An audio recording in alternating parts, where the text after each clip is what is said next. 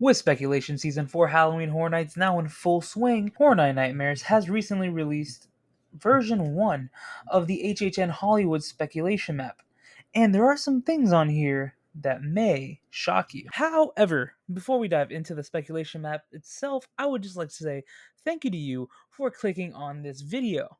We know you have a lot of options in Halloween Horror Nights content, and we are beyond blessed that you chose ours.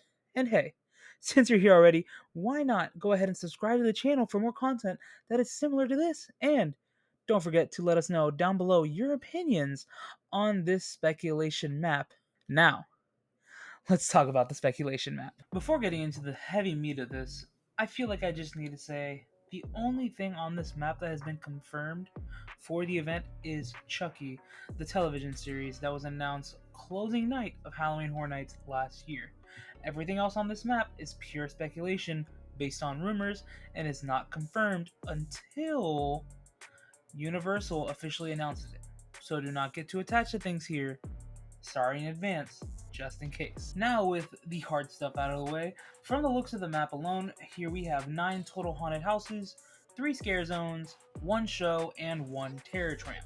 To start us off, we can look at the properties that are shared between the Orlando map and this one. Of course, the first thing we have here is Chucky, that is located at one of the 2 Curious George tents. Now, of course, we know Chucky's Coming. I said it earlier in the video. It is the only confirmed haunted house as of the recording of this video. Now, if something happens in the time it takes me to put this up, who knows? But as of right now, this is the only announcement that we have. No dates, nothing else. Following that, we have the Horrors of Blumhouse featuring Megan and Insidious, which is located in the Waterworld queue, which also is where the Horrors of Blumhouse was featured at last year's Horror Nights. Now, from what I heard about last year's Hollywood event, the freaky portion was a lot better than the Black Phone portion. So I wonder if this year will be something similar with maybe Megan being better over there, or maybe Insidious being better over there. Who knows? It could be a toss-up. But altogether, this is a house that I'm really excited to see, just for the fact that the 2 properties are really, really different. And after that, we also have The Last of Us, which is located in the former Walking Dead attraction show building. Now, this is something that I've been beyond excited to see ever since we knew this show was coming, ever since last year when it was on the original speculation maps. It's just something that I feel like would excel at Halloween Horror Nights, and it's something that can pull in the crowds. Along with that, we also have Japanese creatures, and if this is the case, this is going to be the first time that a true original house will be shared between Hollywood and Orlando for the same year. And this house is also located in the Mummy Queue. I just love that little factoid that this can possibly be something completely original that's shared. It's awesome. Innovation. And the final shared house is the return of the Lightning Bolt guitar located within a soundstage. And again, just like in Orlando, this can potentially be a sequel to The Weeknd, which could be DawnFM. It can be another music-based property house, or it can be something that is a little strange. Now that we have all the shared properties out of the way, let's talk about the other properties that are featured here on this map. Starting off with something that has already been featured at Halloween Horror Nights not once, but twice, and that is The Exorcist. And this time it will be located in the lower lot tent.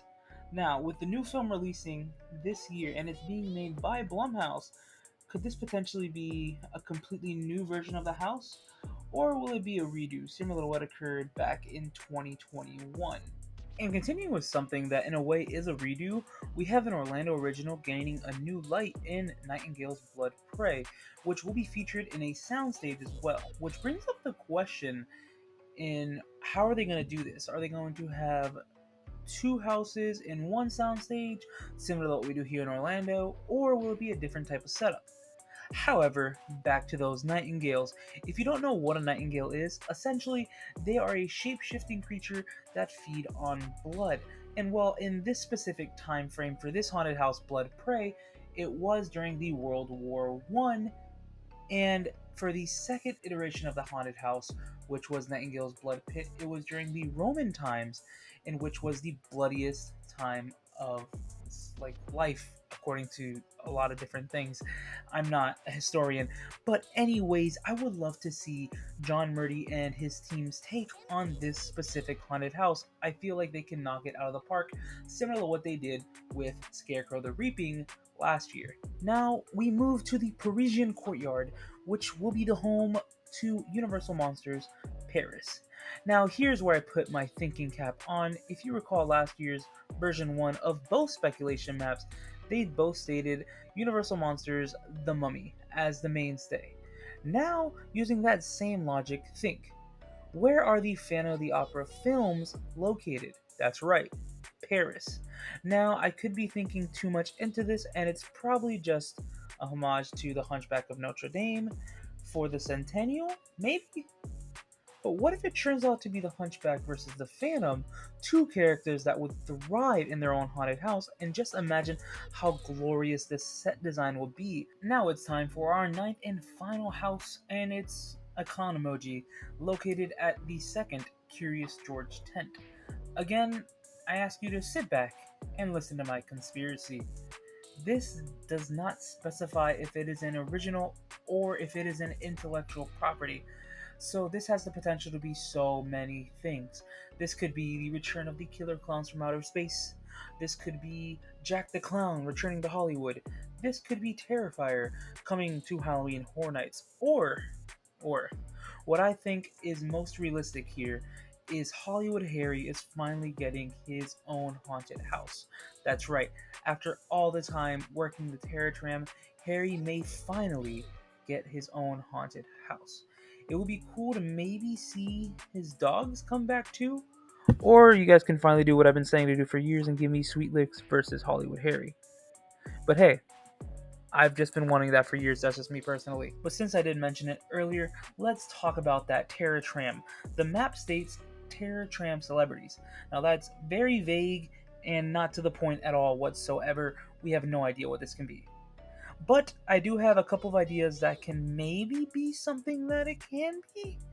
The first one here is bouncing a little bit off of last year's Terror Tram, and that is having something that is made by Jordan Peele. And now I'm not saying Jordan Peele's movies, which I love them, but I'm saying dive into the creative mind of Jordan Peele and have him create his own Terror Tram with original monsters or original creatures. It would be so cool. I feel like something like this would have a huge appeal for some people. And speaking of huge appeal, my next concept is probably the reason you clicked on this video. It's The Weeknd. Hear me out. The Weeknd presents Terror Tram, the DawnFM experience. We saw what a huge success on both coasts The Weeknd After Hours Nightmare truly was. And we are knowing for sure that there is a good relationship between The Weeknd and Halloween Horror Nights. Who's to say that we don't get a sequel to After Hours in Terror Tram form?